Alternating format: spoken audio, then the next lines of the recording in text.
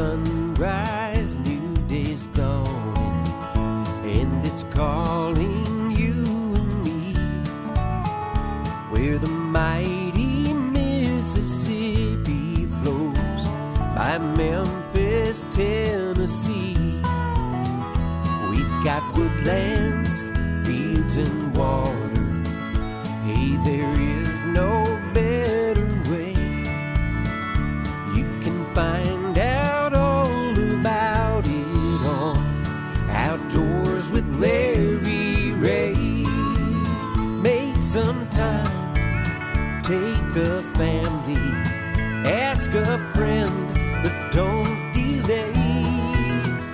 Listen up and learn about it on Outdoors with Larry Ray.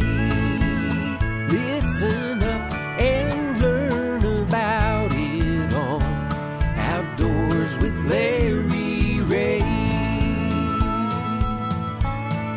Good Saturday morning and welcome to another edition of the award-winning Outdoors with Larry Ray. Brought to you proudly by Tennessee Wildlife Resource Agency, Barton Power Sports, Sportsman's Warehouse, and Best Care Home Services. Now, here's your host, Larry Ray. Hey, good Saturday morning. Welcome to Outdoors with Larry Ray. We talk outdoors for the next 90 minutes as we roll into our 18th year on the air. Out of ESPN 790 Intercom Studios here in Memphis, Tennessee. I want to welcome all you folks in Brownsville on 1520 AM and 95.3, and, of course, News Talk 101.5 in Jackson. And we're going to have a fun show today. We've got the man himself parked his bike out here on front on Saturday morning. I guess he biked all the way from Collierville. Pretty cold to do it. Yeah, it's pretty. Well, we won't get into the weather. That was Ron Wong. You knew that because this is second Saturday, which means that this is Wong time.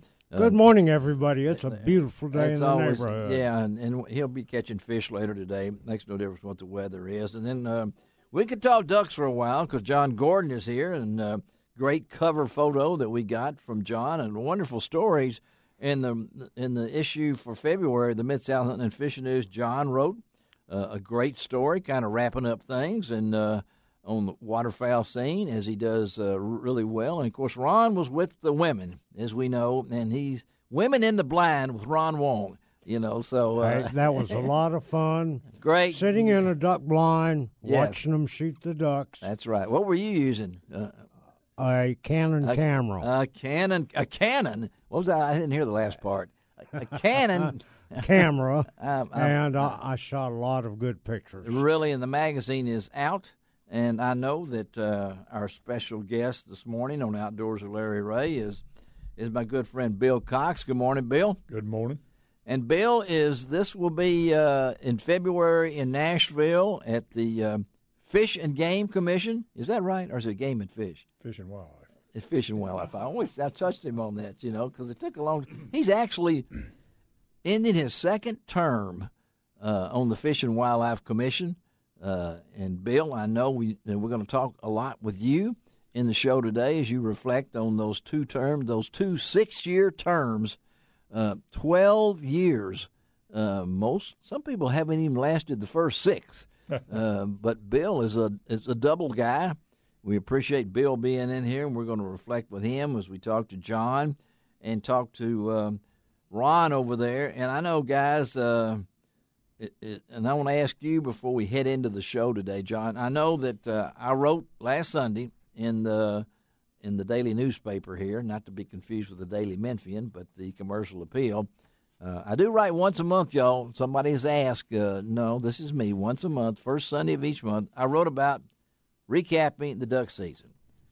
Okay, I got more comments afterwards than I did right then.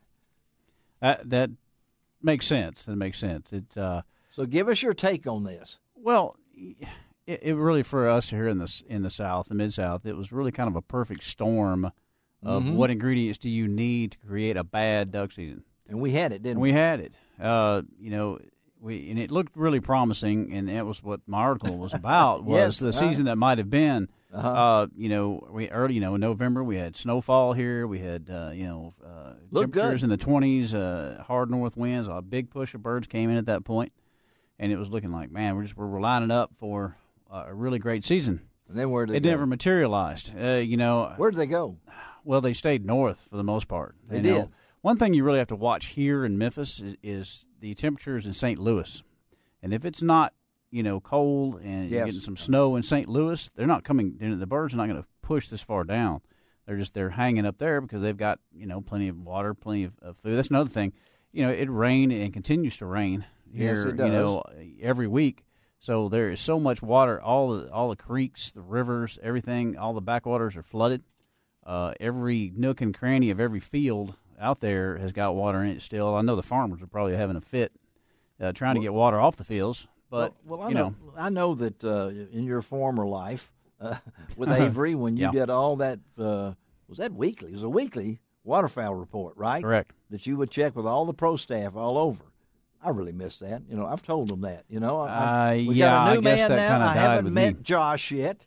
Is a new man at Avery. We're going to get him to talk about. But your waterfowl, it's almost like we don't need those anymore because we don't want to check with where everybody's doing up there because it's all the same. Yeah. Anyway, the season that might have been is what it was here. Too much water, too little weather, and Mr. Cox said weather is 95%. Exactly right. And as a duck hunter himself, and I agree on that. And what's really crazy here is I haven't heard a single fisherman complain.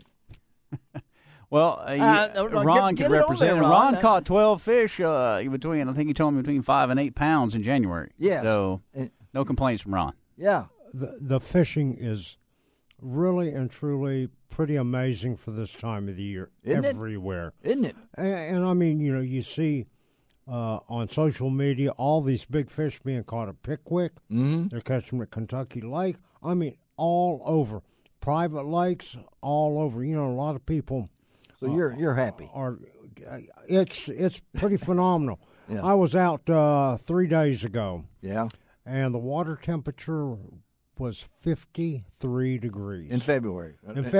Now, and what is it normally? Normally this time of the year in the low 40s. That's what I thought. And you fish differently. You can still catch them in that kind of water.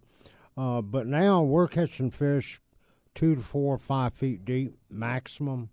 And big fish. Big fish. And lots of fish. And I have to tell you, it's I don't know that I've ever experienced this kind of fishing so shallow this time of the year. Amazing. Ever. And then, of course, if you're on Facebook with Ron, that's the same fish he keeps posting every time. They all look alike. Catch and release. Catch and release. They all look alike. But I have to tell you, for all of you all out there that are fishing a subdivision lake or a private lake, and a lot of you all do that this time of the year, walking the banks. Yes. Go get you a 1/8 ounce crappie jig with a number 1 or a 1/0 hook on it. Yeah. And put on a 2.75 or a 3.25 swim bait. All right. By Rage Tail. Throw it out and just a slow retrieve with a pause about every 4 or 5 cranks. It's amazing what's happening. Right. And it's the fish are eating shad right now. So most of the shad is about 2 to 3 inches long. See, we've been on the air 10 minutes, and Wong's already told you how to fish, okay? And he threw in there that the fish are eating. So I guess I got to count that as talking about food, even though it wasn't for us, So, but it's pretty amazing right now. I know some of those trout, and Mr. Cox would know this, Bill would know this, the great winter trout program that the TWR. They are still putting some in areas of Middle Tennessee and East Tennessee. But I'm finding that people are catching a trout now, even in this kind of weather, because they're going to have to get out of there pretty soon. And that's one of the programs I want to talk about with you a little bit later, because I know you got to be proud that has been such a big success, hasn't it? It has. Very popular. It is, and you just got to go to Cameron Brown Park or any place like that. Johnson Park at Collierville. Johnson Park in Collierville. You got that listed in there. But we're going to take a break, come back. I hope you did get a copy of the Mid-South Hunting and Fishing News. It's $12 for 12 issues. Come on, help me out. I might get a bonus someday.